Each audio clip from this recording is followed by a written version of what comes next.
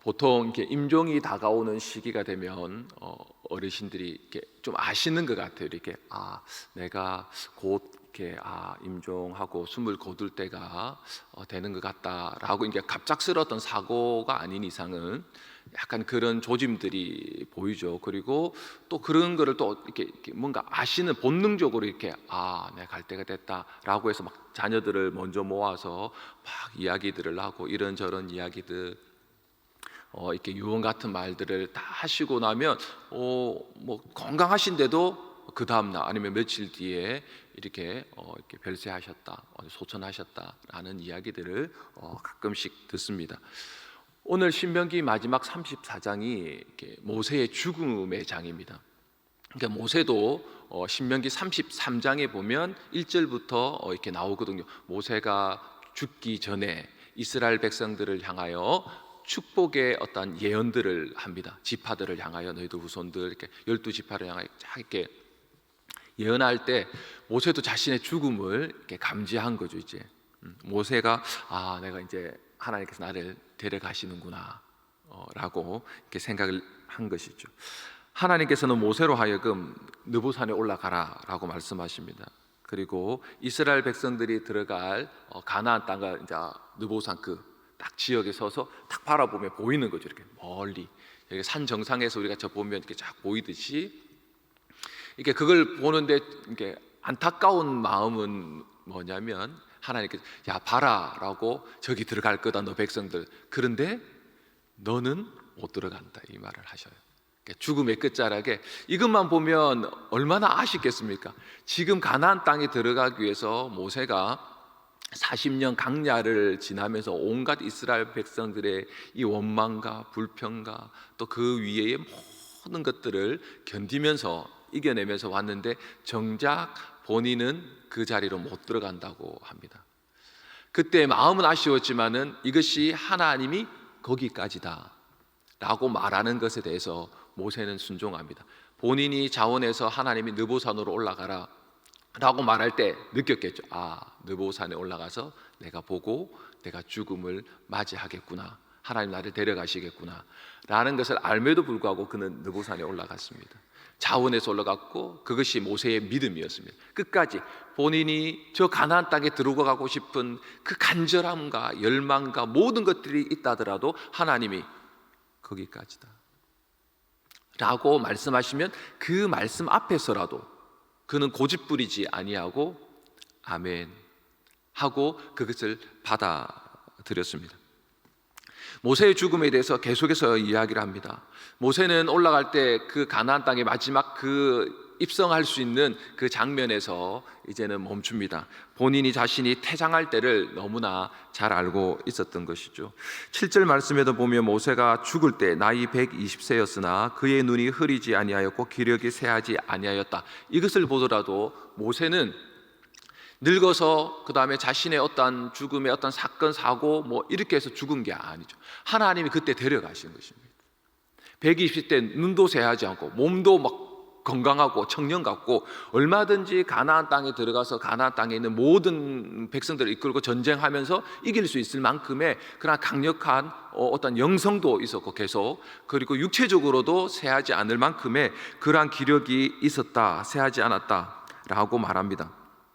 모세가 죽을 때 인간적으로 보자면 120세 고령의 나이였지만 아무것도 새하지 않았다라고 하는 것을 보며 병이 들어서 죽은 것이 아니고 하나님의 맡겨진 사명을 잘 감당하고 역사의 무대에서 아주 하나님이 바라보시는 은혜롭게, 또 하나님이 보실 때에 명예롭고 아주 근사하게 그렇게 믿음의 명장으로 그는 퇴장하게 되는 것이죠. 하나님 그 퇴장을 바랬던 것입니다. 모세에게. 모세는 그것을 받아들였죠.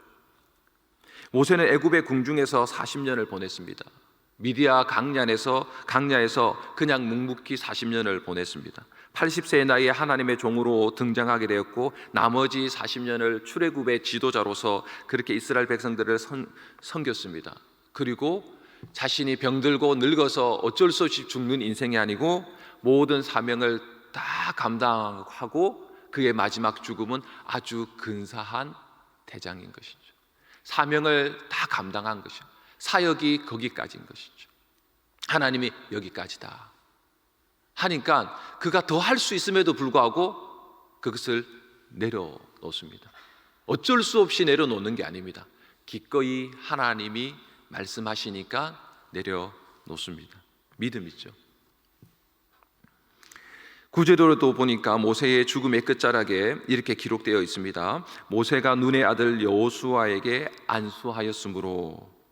모세의 죽음은 이스라엘 역사에 있어서 한 시대를 닫는 것이었습니다. 그리고 또 시대를 닫는다는 말은 새로운 한 시대를 여는 중요한 영적인 전환점을 보여주고 있는 것이죠. 모세의 죽음은요, 무엇입니까? 모세는 사라지지만 여전히 이 이스라엘 백성들을 이끌고 하나님의 구속 계획들을 계속 이루어가야 될 그 다음 세대인, 다음 영적 지도자인 여호수아의 등장이 분명해진다는 사실을 보여줍니다. 아주 믿음의 계승까지 잘 이루어진 것이죠.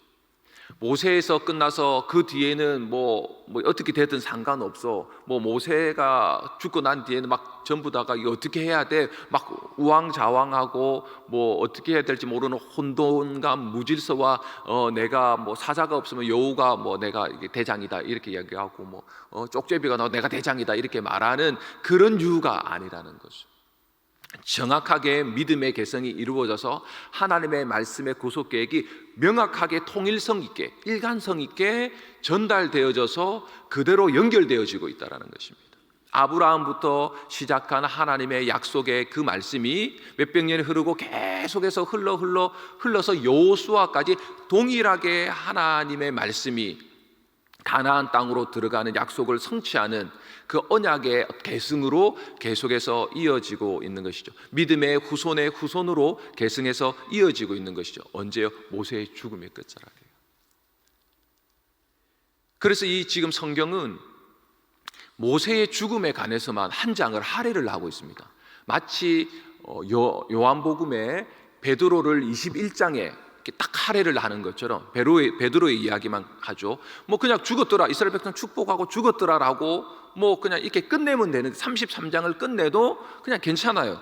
괜찮은데 34장에도 모세의 죽음에 대해서 이야기를 하면서 그 죽고 난 뒤에 모세의 인물에 대해서 기록을 하고 있습니다. 죽고 난 뒤에 기록을 하고 있는 것이죠.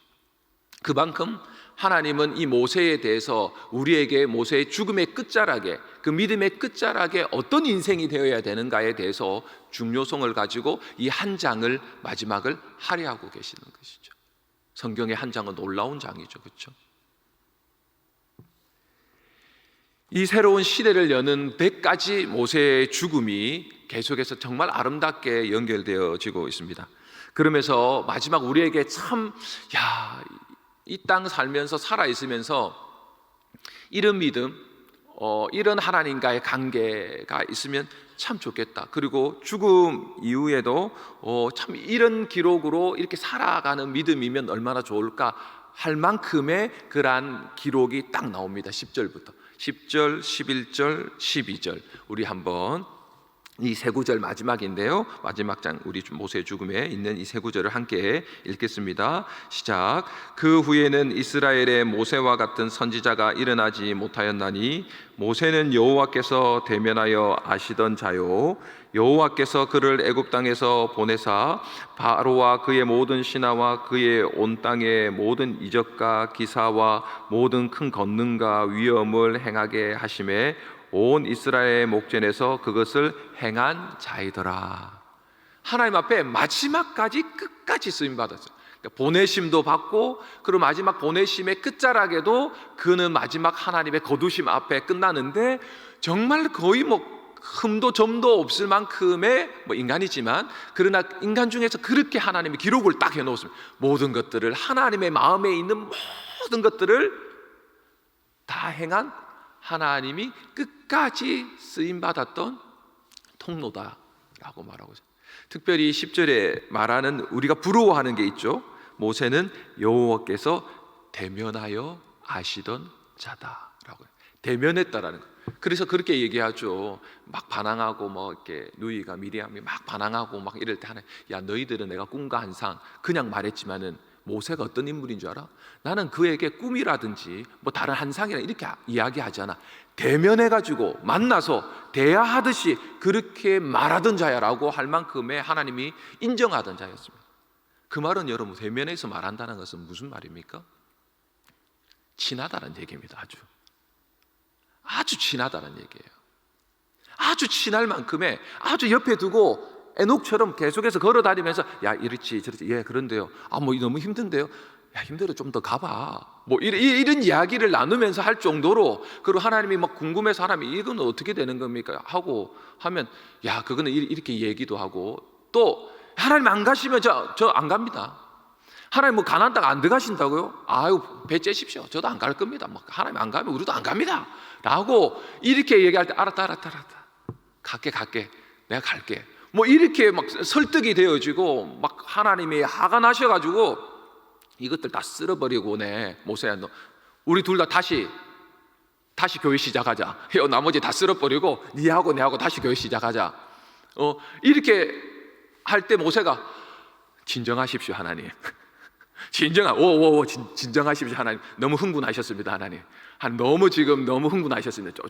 조금 차분하게, 하나님 차분하게 이렇게 탁 가지시고 생각해 보십시오 하나님.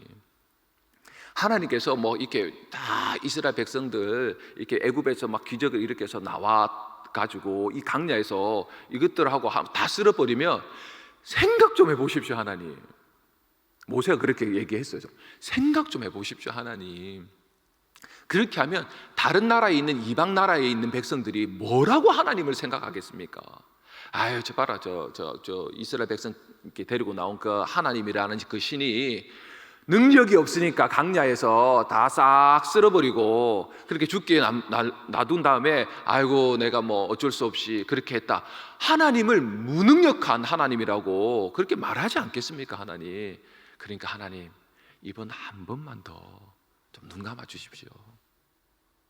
그리고 제가 또 잘 이끌겠습니다 하나님. 하나님 마음 잘 받아서 하나님 말씀대로 제가 이스라엘 백성들 또 잘 이끌겠습니다라고 그렇게 또 겸손하게 또 하나님 앞에 기도할 때, 하나님이 알겠다, 내가 네 말 들을게. 주의 영광을 보여달라라고 말할 때, 알겠다, 네가 내 얼굴 보면 그거는 다 죽는다. 그러나 내 뒤를 보게 될 것이다. 그리고 하나님이 말씀하셨죠. 아주 하나님께서 모세에게만 들려준 하나님의 놀라운 자기의 속성을 전부 다 얘기하셨습니다.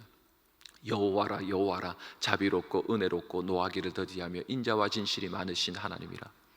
인자를 천대까지 베풀며 죄와 악과 가시를 용서하는 하나님이라. 이 하나님의 모든 완벽한 그 속성을 누구에게요? 모세에게 들려줬습니다. 그만큼 모세와 뭐하죠?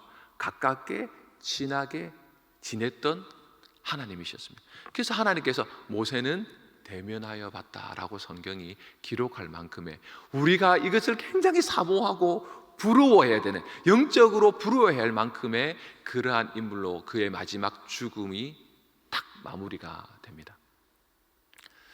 여러분의 늘 항상 기도하는 제목이 있다면 여러분은 무엇입니까? 저는 늘 항상 아침과 거의 빠지지 않고 기도하는, 어느 순간 기도하는 제목이 있습니다. 그 기도 제목은 하나님이 끝이 아름다운 믿음의 인생이 되게 해주십시오 라고 하는 기도입니다. 이 기도 제목은 사울 왕이죠. 이스라엘 초대 왕이었던 사울 왕을 보면서, 사울 왕이 정말 처음에 하나님 앞에 첫째 왕으로 뽑혔는데 결국은 그 끝자락이 아름답지 못한 불순종, 불신의 자리에서 죽음을 맞이하지 않습니까? 그것을 보면서 첫 시작도 중요하겠지만 그러나 마지막 끝자락은 항상 우리 인생에 중요하겠구나. 시작보다 끝이 중요하다라고 전도서에도 말하는데, 그때부터 끝이 아름다운 인생이 되게 해달라라고 하는 기도를 하고 있습니다. 모세의 죽음이 우리에게 그런 도전을 줍니다. 여러분, 오늘을 살아가는 우리는 죽음을 향하여 한 걸음 한 걸음을 우리는 살아가고 있지 않습니까? 오늘 하루 우리가 살아가는 우리의 삶에 모세도 뭐 죽겠고 또 여호수아도 죽고 모든 인생들이 다 죽습니다. 그러나 그 모든 인생이 다 죽은 뒤에 그 끝자락에 남는 것이 무엇이어야 되겠습니까? 하나님을 대면하여 봤던, 하나님과 가까이 했던 우리의 믿음만이 남을 것입니다. 하나님과 대면했다, 하나님과 가까워졌다, 하나님과 친밀해졌다. 이 일은 인간으로서는 절대로 할 수 없습니다. 죄인된 인간은 거룩하신 하나님께 가까이 갈 수도 없고 그분을 볼 수도 없기 때문입니다. 유일하게 우리가 오늘 하나님께 가까이 가고 하나님과 친해지고 하나님과 대면하며 하나님의 모든 주시는 그 성령의 능력대로 우리가 오늘 하루를 감당하기 위해서는 우리에게 유일하게 여전히 필요하신 분이 계십니다. 예수 그리스도이십니다.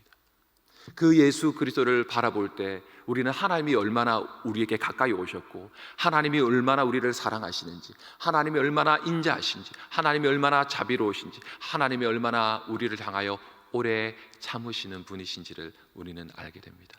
그 예수 그리스도를 바라보고 그 예수 그리스도를 우리는 믿음의 주로 모시며 오늘도 하나님이 주신 그 예수 그리스도가 성육신하여 우리에게 말씀으로 주신 이 성경과 함께 오늘도 한 걸음을 걸어가게 될 때에 우리의 인생은 이 모세와 같이 끝이 아름다운 믿음의 끝자락으로 한 자락으로 우리는 기록되게 될 것입니다.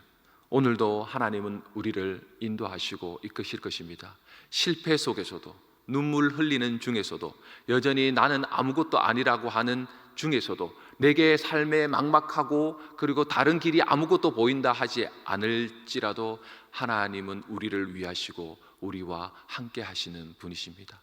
그것을 우리는 믿고 오늘도 하나님 앞에 더 가까이 가기를, 그리고 하나님과 함께 친밀하게 동행하는 그 인생길을 걷고 우리의 죽음의 끝자락도 하나님이 보실 때 인정하는 그런 끝자락을 맞이할 수 있는 복된 하루, 복된 믿음의 길을 걸어가는 그러한 귀한 성도들이 될 수 있기를 예수님의 이름으로 축원합니다.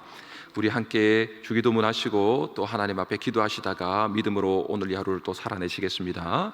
하늘에 계신 우리 아버지여, 이름이 거룩히 여김을 받으시오며 나라의 임하옵시며 시 하늘에서 이룬 것 같이 땅에서도 이루어지이다.